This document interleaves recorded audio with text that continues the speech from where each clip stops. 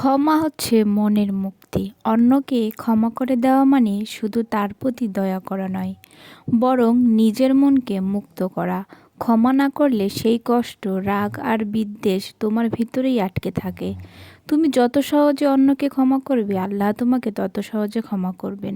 প্রতিশোধের চিন্তা তোমার শান্তি কেড়ে নেয়। ক্ষমা করার মাধ্যমে আল্লাহ তোমার মর্যাদা আরও বাড়িয়ে দেন। মুক্ত করো আজকের দিনে অন্তত একজনকে মন থেকে ক্ষমা করো। ক্ষমা করলে দেখবা তোমার মনটাও ভালো লাগবে, আর যাকে তুমি ক্ষমা করছো সেও হয়তো বুঝতে পারবে যে সে খারাপ কাজ করছে, তারপরেও তুমি তাকে কিছুই বলোনি, তুমি তাকে ক্ষমা করে দিয়েছো। ক্ষমা একটি মহৎ কাজ। ক্ষমা করা অতি জরুরি এবং উত্তম।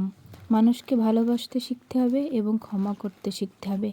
আমি মানুষকে সাহায্য করলাম, মানুষের কাছ থেকে আমি সাহায্য পেলাম না, এটা ভেবে কখনো মনে অনুতপ্ত হওয়া যাবে না। কেননা তুমি যদি মানুষকে সাহায্য করো, তাহলে তোমাকে কে সাহায্য করবে? আল্লাহ সর্বশক্তিমান, তিনি তোমাকে সাহায্য করবে। মানুষকে সাহায্য করে যে মানুষের কাছ থেকে সাহায্য পেতে হবে এমন কিন্তু কথা নয়।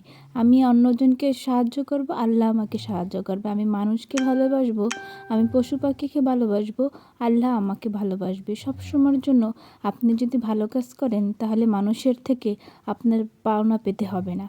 আল্লাহই আপনার সব পাওনা সহজপথ করে দেবেন ইনশাআল্লাহ। আর এই বুঝটা যদি সত্যিই সবার ভিতর থাকতো না, তাহলে কিন্তু সম্পর্ক ছিন্ন হতো না।